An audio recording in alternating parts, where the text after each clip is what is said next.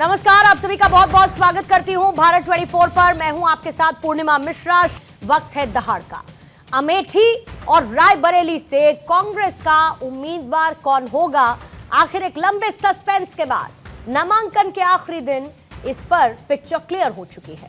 राहुल गांधी ने परिवार का गढ़ माने जाने वाले अमेठी सीट को गुड बाय कहते हुए परिवार की दूसरी सुरक्षित सीट रायबरेली से अपना नॉमिनेशन फाइल कर दिया है। वहीं अमेठी से परिवार के करीबी केएल शर्मा को स्मृति ईरानी के खिलाफ मैदान में उतारा गया। राहुल के अमेठी छोड़ने पर बीजेपी राहुल और कांग्रेस पर हमलावर है। प्रधानमंत्री नरेंद्र मोदी समेत बीजेपी के तमाम बड़े नेताओं ने कहा कि राहुल हार के डर की वजह से रायबरेली चले गए। हालांकि कांग्रेस का दावा यह है कि यह पार्टी की रणनीति है। कांग्रेस अमेठी और रायबरेली दोनों सीटों पर जीत दर्ज करेगी। इसी मुद्दे पर आज दहाड़ में करने वाले हैं चर्चा, लेकिन उससे पहले वार पलटवार। उनके सारे चेले चपाटे कह रहे थे अमेठी आएंगे, अमेठी आएंगे, लेकिन अमेठी से भी इतना डर गए, इतने डर गए, वहां से भागकर अब रायबरेली में खोज रहे हैं रास्ता। ये लोग गुम गुम कर सबको कहते हैं डरो मत। मैं भी आज उन्हें कहता हूं और बड़े जी भर के कहता हूं, अरे डरो मत, भागो मत।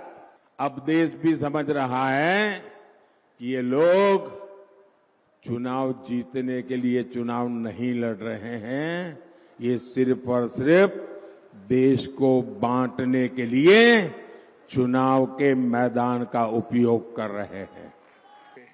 और राहुल बाबा,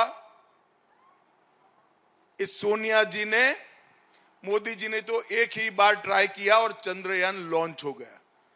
ये राहुल बाबा नाम के यान को सोनिया जी 20 बार लॉन्च कर चुकी है, मगर लॉन्चिंग इनकी सफल नहीं हुई है। और आज 21वीं बार फिर से अमेठी से भागकर रायबरेली में पर्चा डाला। अरे राहुल बाबा, मैं यहां से रायबरेली का परिणाम बता देता हूं। भारतीय जनता पार्टी के प्रत्याशी दिनेश प्रताप सिंह के सामने आप रायबरेली से प्रचंड बहुमत से हारने जा रहे हैं। मेरी बात लिख कि अमेठी से गांधी परिवार का ना लड़ना इस बात का संकेत है कि कांग्रेस पार्टी चुनाव में एक वोट पड़ने से पहले ही अमेठी से अपना हार स्वीकार कर चुकी है। क्योंकि अगर उन्हें लगता कि यहाँ जीत की कोई भी गुंजाइश है तो वो यहाँ से लड़ते, अपने प्रॉक्सी को ना लड़ाते। से हार गया, राहुल गांधी हार गए, अब अमेठी छोड़ दिए।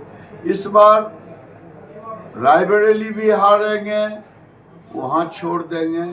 मैं तो पहले ही कहा कि बहादुर जफर शाह मुगलिया सल्तनत के अंतिम बादशाह थे, तो उसी तरह से रायबरेली भी ये गांधी फैमिली का ये अंतिम बादशाह। डरो मत, डरो मत, डरो मत, ये कह कर राहुल गांधी जी ने मीडिया के खूब सुर्खियां बटोरी, खूब चैनल में चले, लेकिन खुद इतने डरे, सहमे।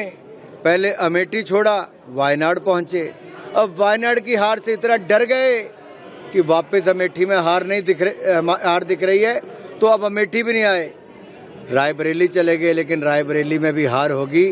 डरो मत राहुल जी, जनता वहां पर भी आपका सुपड़ा साफ ही करेगी। मैं पहले भी कह रहा था, श्री राहुल गांधी जी और गांधी फैमिली को साहस नहीं हो रहा है अमेठी रायबरेली लड़ने का, लेकिन किसी ने समझाया होगा कि श्रीमती सोनिया गांधी जी पिछली बार इतने वोटों से जीत गई थी, इसलिए तुम अमेठी मत जाओ, रायबरेली चलो। लेकिन रायबरेली में अमेठी से भी बड़ी पराजय से राहुल गांधी जी की होने जा रही है और यह चुनाव में बहुत मजा आ रहा है। ये लोग चुनाव को धनबल पे लड़ते हैं, हम जनता के बल पर लड़ेंगे। हम ये चुनाव आपके लिए लड़ेंगे ताकि आपका विकास हो। ठीक है, तो अब ये मौका आ गया है कि हम सब इस पूरे देश में एक संदेश दें कि हम सेवा की राजनीति वापस चाहते हैं।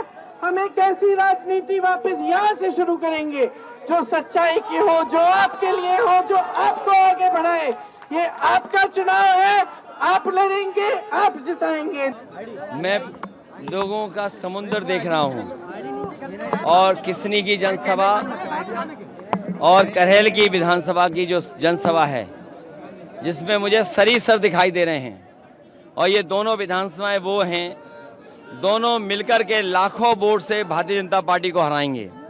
पहले भी हराया था, इस बार भी हराएंगे। इससे पहले जसवंत नगर हम लोग कार्यक्रम किए हैं।